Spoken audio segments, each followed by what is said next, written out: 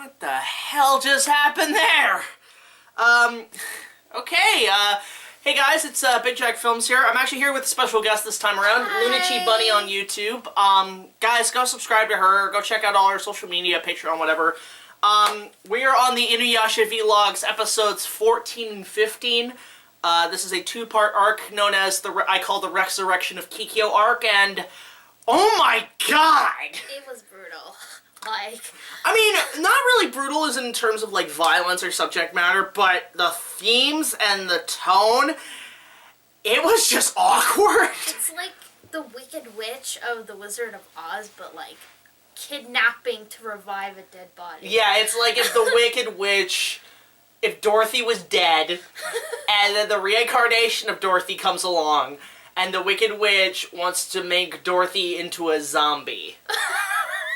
Without, okay, we're just on a track from the Ruby Slippers, I have no idea, but regardless, so, this is definitely in my top 10 favorite episodes, hands down the entire show. A lot of the first season is.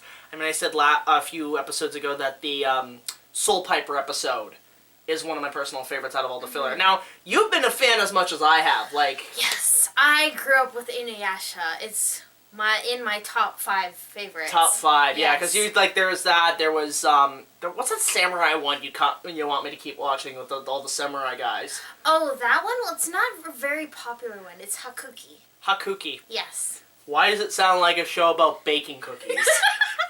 It's about samurais baking cookies and using their samurai katanas as cookie cutters. Yes. Yes. No, but truthfully, it's like an anime. It's actually, the characters is actually real people, but except they made the anime where they basically added demons into the anime. Well, to be fair, I mean, there are giant sort of baked cookies in this episode, so we'll get to that to the point. But anyway, so the episode opens late at night. The village is kind of quiet. I guess InuYasha and Kagome and Ship are kind of going on their little questy thing. And this evil witch named Urasue attacks and is stealing Kikyo's ashes and graveyard soil. I don't understand the soil part unless that's what's used to bake the clay. But don't you need clay? Well, when a body decomposes, it kind of soaks into the soil. Yeah, okay, that makes sense. Just the flesh part. Okay, that makes sense. So, she really is a zombie. But yeah, you said this Urasue just terrified you. Yes. I swear to God, it's like the Wicked Witch of, like, Wizard of Oz, or she just reminds me of, like, that ugly bitch in the Swan Princess. Oh my god, the servant to Rothbard. It does the kissy face to fucking, what is it, Prince, what's the name of the prince? Was it Eric? Or Derek. It was Derek. I need to watch that again. Apparently, it's funny because, like, the whole Swan Princess franchise is run by a small independent group, and they're trying to get a live-action adaptation off the ground, but at least it's from the same people, and I can kind of see that. Like, that would be interesting. As long as you, I mean, the only thing I remember from that movie, hands down, was the whole chase scene in the, like, in the moat with the gators, because, like, that's just pure comedy gold right there. But anyway, so, obviously that happens. She takes the the graveyard soil and the ashes in this little jar, so it's like, I got a jar of dirt, and guess what's inside it? Literally. So Kikyo Priestess ashes. Oh my god. So, we cut to InuYasha, running through the desert like goddamn Sonic the Hedgehog. So you keep expecting to add rings, so it's like, see, that's also Mario. like Mario, Yeah, yes. it's like, my name is Sonic the Hedgehog, and I'm having post-traumatic stress disorder. He's doing his Naruto run, as I always put it. And then he's pinned by a tree again. You're like, wait, what the fuck? And then it turns out Kikyo shot him again, but then it turns out it's a dream. So InuYasha, like, this is part of the episode, the whole tragedy of what happened with him getting pinned really traumatized him and fucked him up. It's like basically PTSD, like of a veteran. Like, but imagine, like, the person that tried to kill you in that war was also your lover.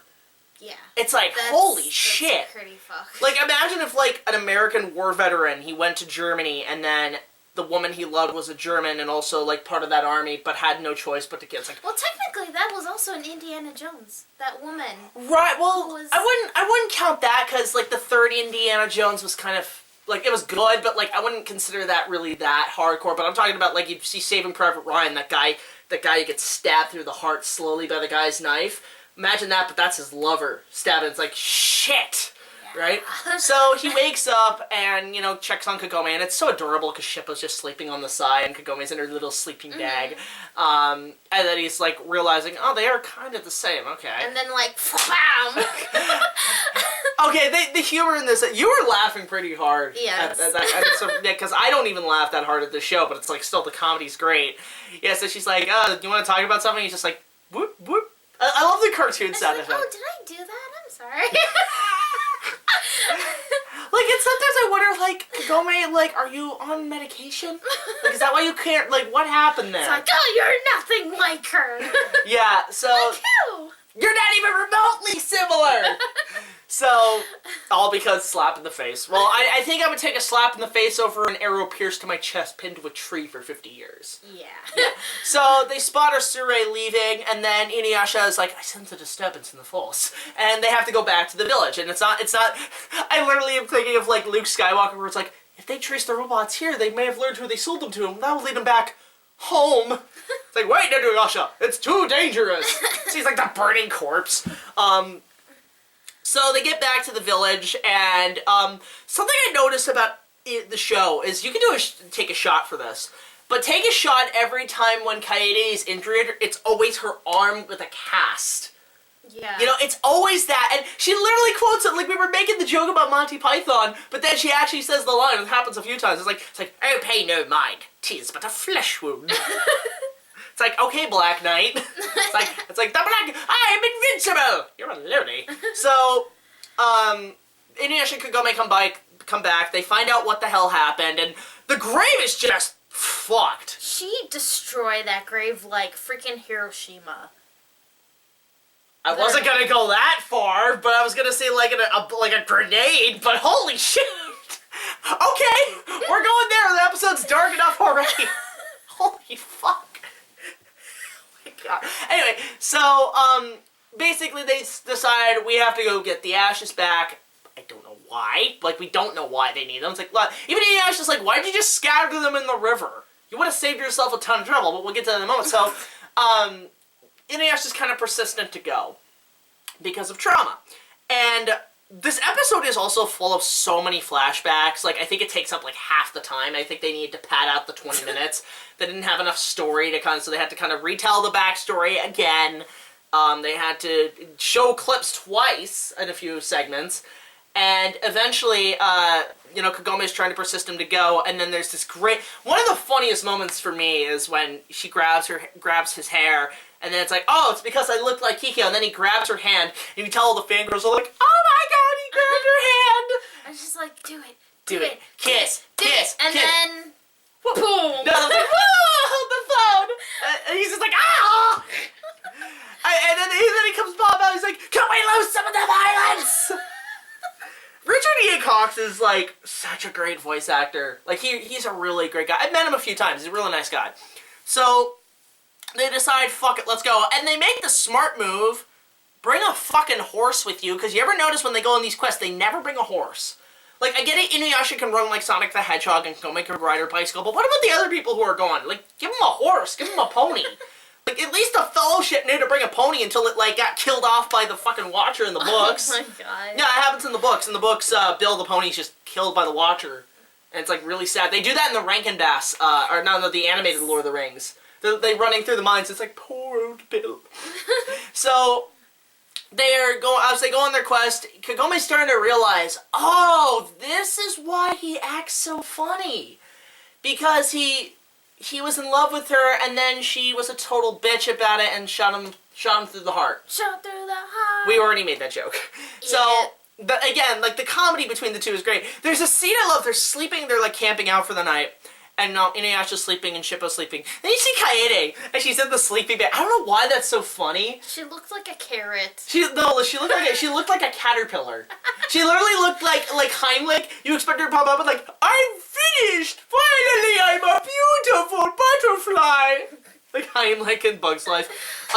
So, then they get to, like, the bridge in Temple of Doom. While also coming across, like, the mummies from, like, the Universal Studios. So they go across, like... They're at this bridge from Temple of Doom, and meanwhile, Urasue, I guess, has got a big fucking oven like a big oven. I'm like, oh, so that's the giant, so she's making giant gingerbread cookies. Okay. But it turns out she cracks the thing open. It's a literal mummy. And out comes Kikyo. And I remember the first time I saw this on TV. I think this is the first time I saw nudity on the show. And I was just literally, this is where I was like, Plankton. Good grief, she's naked! Right, it is, but it's like, what great imagery and, like, cinematography on this episode as well. It was really, like, I love the imagery on this one. Like, the colors were really kind of bright and kind of fall, kind of, like, very autumn colors, the gold and everything. So, basically, like, you think, oh shit, Kikyo's back. Kikyo's, like, revived. Well, this ain't good. But then as soon as she's given the commands, Kikyo's just like, nah, I'm not gonna do that. Right? And so, basically, it's like, I made a terrible joke where it was like, like, Urasue's like, impossible, I don't understand. I knew that Pill Cosby juice wasn't good enough. So, she's basically tossing around the body, and I feel bad for the corpse. It's like, put that thing in a fucking casket at least, or something. She just treated her like a rag doll. I know, I actually, felt like, so bad. you even hear, like, the grunt of Willow Johnson going, and you're like, oh, fuck. Right? It hurts. So then InuYasha, they're on the bridge, and her guards, which are, like, mummy samurais, are kind of, like, on the bridge, and all I expected was InuYasha to take the Tetsuya and be like, prepare to meet Kali in hell! And no, but they're, like, fighting on the bridge, and then Kikyo starts to move, and it's because of the reincarnation, because the soul of her was in another body. So Urasue is like, oh, by the way, Urasue has such goddamn luck in this episode. She has luck every few minutes. Like, oh, wow, good, what luck? I have Kikyo's, like, reincarnation. Oh, what luck? There's a Shiko and Jewel fragment here. Oh, what luck? Kikyo's gonna fry me, and later in a close-up shot, my eyes are gonna twitch. So, anyway, so she kidnaps Kagome, puts her in a big jar of pickle juice, or, like, vegan juice. Right? And, like, I'm like, oh my god. Like, even Kagome's like, what the fuck? Why does it smell like ass? Right? So, they have to go up the cliff, and obviously Kikyo's there, and she's using the big tub, the hot tub thing, to, like, kind of, like, resurrect Kikyo's soul, which does happen because InuYasha's a fucking idiot. You had one job, InuYasha, and you fucked it up.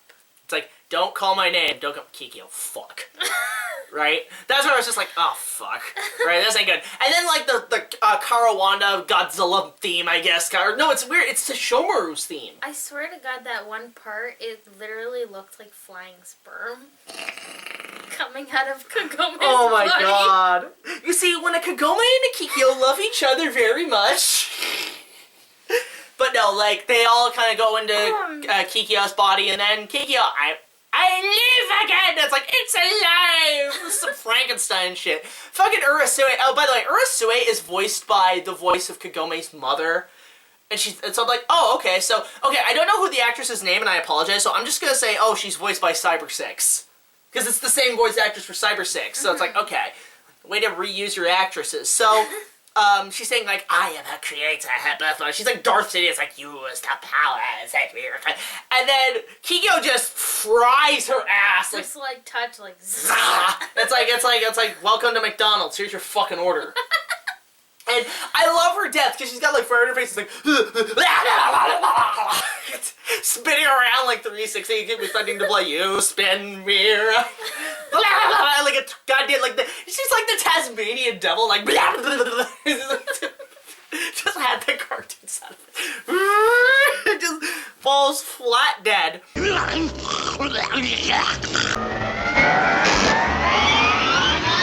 Now, unlike most resurrections, like, you know when a character's resurrected, half the time they don't remember what their past life was, and then they have to figure out how it was and everything. This one doesn't do that. In fact, when Kikyo's, like, immediately, like, she's living, she's immediately where she was, like, 50 years ago, like, right after her death, and she's looking at InuYasha like, why are you still here? No, it's like she's like the Grinch at that point. Are you still amongst the living? And then, and InuYasha makes a dick move. He's like, yeah, I stayed there for 50 years, but come on, bring it on, bitch, let's go look like, and you're just like, ooh. And you see the tears go around, you're like, oh, dude, dick move. So she's like, you're thinking like, Jesus Christ, girl, look, you killed the guy, you finished your job, I get you wanting to kill him again. Why are you crying? There's no crying in InuYasha. Well, there kind of is. But she basically walks towards him, and then all of a sudden there's this magic shit, and then she's bleeding out the, well, not out the ass, but out, like, through her shoulder, and you're like, and that's the thing, because, like, I remember this was also the first time I saw a lot of blood in this show, and I'm just thinking, like, no living person would survive with that amount of blood loss. Like, the blood loss is like a little puddle. More like a lake size. Not even a lake size, it's like a big puddle of blood, and you're like, how are you able to move? I get it's probably like a time spell, because it's almost like, because she's reborn, it's almost like time's catching up, so now the wound goes back there. It doesn't stay there for long. But we start to realize, oh, so InuYasha killed her, and you're like, wait, what the fuck? Like, okay, so that would explain why she pinned, oh, okay. But then we see kind of a flashback that we hadn't seen before, where she's in a field, where, why would you go in an open field to meet this guy? Why not go to the tree, or to somewhere where, like, well, we find out later why, because there is a whole 2-part episode way down the line that explains everything. But yeah, she's out in the field, and then InuYasha comes running, he's like, here comes Daddy! It's like, my name's Sonic the Hedgehog, and I'm about to kill a bitch. Slash, there's even the rings, the gold rings. And she falls down dead, and, well, not dead, but InuYasha steps on her foot. You're like, Jesus Christ, dude, what the hell's wrong with you? And he's like, yo, I'm gonna take the jewel. Thanks.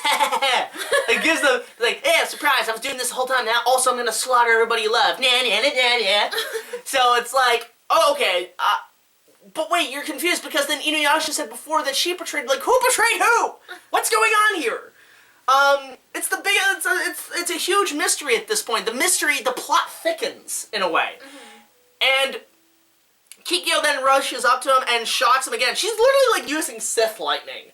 I'm like, can you just have, like, a double-bladed lightsaber at this point? If somebody... If someone did, like, a Star Wars crossover with InuYasha...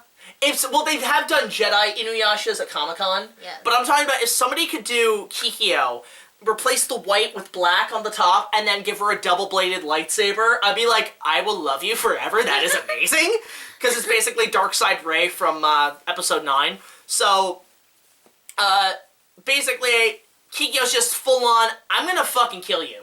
Like, no, if I'm coming back, no, you gotta stay fucking dead, motherfucker. So even, like, Kaede comes over, it's like, sister, stop. It's like, why the fuck are you old?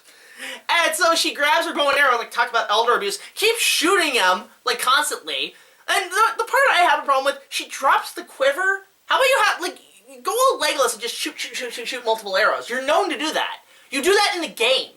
In the game we just played, right? Yes. So, it makes me wonder, like, in the game, if you play as InuYasha fighting Kikyo and he pulls out the Tetsaiga, if her bow and arrow can counter, because they bring up the fact that her sacred arrows can actually depower the Tetsaiga. So it makes me wonder if they follow. If they don't follow that in the game, I'm like, wow, talk about inaccuracy. So, you think, oh shit, we're fucked. And then, I don't know, you want to take over because I've been, like, going on and on. Yeah, so, and then basically, she ends up shooting an arrow at InuYasha, and it's, like, slowly piercing through the same spot where he was pierced through to pin to the tree. And then suddenly these sperm things come flying out of Kikyo, and then Kagome's body's, like, levitating. So basically, she's trying to take her soul back. And then eventually... And then there's that one... I'll admit, there's some parts of the acting here. I get what, like, especially for Willow Johnson, who's kind of coming back for this and how she's just starting. Little early dialogue's a little cringy. Like, she's a great actress in this, but there's that one line where, like, the soldier, she's like, no, not yet! This cannot be! My revenge! And you're like, I'm acting! My revenge! No! Remember me, it's a horrible blue screen effect! And then, so, Kikyo quickly walks away because she doesn't want her entire soul to be taken away. She's like, yeah, fuck this, man. This shit's the worst. So she's just like, I need to keep part of my soul still to take my revenge on InuYasha. Before we get to that, can we talk about the continuity error in animation with Urasue? Where she's, like, fried in blood, yes. like, and then, little frame, her eyes twitch. Like... she's talking like normal, and then suddenly her eyes go like doop doop. Kikyo's hatred of you and her need for revenge must have absorbed into her bones in the graveside soil itself. Yeah, it's like Kikyo's soul has been fall to the graveyard soil itself. Oh, sorry, I just had a little minor stroke there. It's like googly eyes, basically. Googly. Oh my god, somebody should do Urasue about big googly. Do a cosplay, should big fucking googly eyes. I have an animation error. I animate. It's all like charcoal black. Cosplay her and just like stick those giant ones on your face. Yeah, it's like I'm sorry, I have animation error Urasue cosplay. I'm like, wow, talk about dedication. So, yeah, so she's about to fall off the cliff. Again, another fucking cliffhanger. And I love this scene because she's falling off the cliff and InuYasha grabs her and she's dangling. And I love shots. It reminds me of like The Lion King. Where it's like, brother, help me. Help me! But this is something, actually it's funny, this is something I want to actually, this scene I want to kind of recreate in Star Wars, but involve like a Sith, like falling off the cliff and the Jedi grabs and then he uses Sith lightning or something, but anyway, so she's like InuYasha's like, he gives a shit, and he's like, dude, girl, you gotta just go back to the ground. Okay, here's the thing what I didn't understand is, okay, he caught her, and then she's like, oh, do you wish me to die? If he wished you to die, he would have fucking let you go. Yeah, exactly. So, it's like, look, here's the thing. It's like, if she had asked me that question, she'd be like, no, motherfucker, I gave a shit about you. Clearly something is fucked up here. Let's figure this shit out and talk. Yeah, and she's like, oh, like a normal relationship. You wish me to die, and then she shocks InuYasha to make him lose his grip on her. No, it was more Butterfingers. Well, it was more like, it's like InuYasha's like, sorry, I had a chocolate. Kagome brought me a chocolate Butterfinger. It's all over my finger. Sorry. No, that or it's like his hands are sweaty or something. That was a little depressing, though, that she fell off the cliff. It's like death number 2. I've kept count. It's like 5. I swear to God, I think she has like 9 lives, like a cat. Oh my god. Oh my god. Kikyo, Catwoman, Cross. Oh my god. Oh why? No. I gave him ideas now. Just like don't. You know what? I'm just gonna keep my mouth shut. It's like, don't talk to him, Melly. Don't encourage him. But then we get kind of the full story because we've seen the story from other people's perspective, but now we get it from InuYasha's perspective, and it turns out, yeah, they were in a relationship. They were a couple 50 years ago. You're not shown this is kind of like the abridged version. Like here's how it kind of went down. And like I love the part where he's like she pins him to the tree with like multiple arrows, and then right when you think she's about to kill him, she's like, nah, and he's like, will you fucking stop? Why do you never finish me off? Right? So yeah, we find out over time they were a couple, and you think, okay, well when's the betrayal happen? Like because they're going down the river of love, obviously. There's one shot I love where they're kind of like close up together, and then like the camera's showing them on the dock, and then it pans down through the reflection of the water. InuYasha drops his oar, and just like they embrace. It's a great shot. And then eventually, because the whole thing is like with the jewel, you know, when demons use it, it increases their strength. But if you use it to become human, it essentially becomes non-existent. So it's like so becoming human is the equivalent of throwing the ring in Mount Doom. You know, it's evaporated. It's gone. Pointless. So which would have been a good idea to do that day. Why do you have to do it the next day? I think you want to get rid of this thing as soon as you fucking can. Like, it's not like you're walking to Mordor. It's like, one does not simply wait to use the sacred jewel to become human. So, InuYasha's telling the story. He's like, oh, but the day she was going to bring me the jewel, and you think, okay, here's the part where he claws her ass. Turns out she betrayed him, and you're like, wait, what the fuck? So it's like, who betrayed who? Who betrayed who? And it becomes the greatest murder mystery of all time between these two. Like, this is some CSI Law and Order shit. Like, you keep expecting Caruso or whatever to come out with the sunglasses and then show Miami, but it just ends with him kind of just laying on the ground, completely defeated and just utterly mentally fucked. And I always thought that's how the first season ended. But little did I, because I always knew to stop the DVD there, but then I found out later, oh, there's more episodes. So, yeah, like, so obviously, but if this is how it ended on that cliffhanger, if this was like a movie, I'm like, I would end it right there. So then you would know what would happen next. So, Yeah, this is a good fucking set of, a good two-parter. I thoroughly enjoyed it. The animation's great, minus the stroke eyes.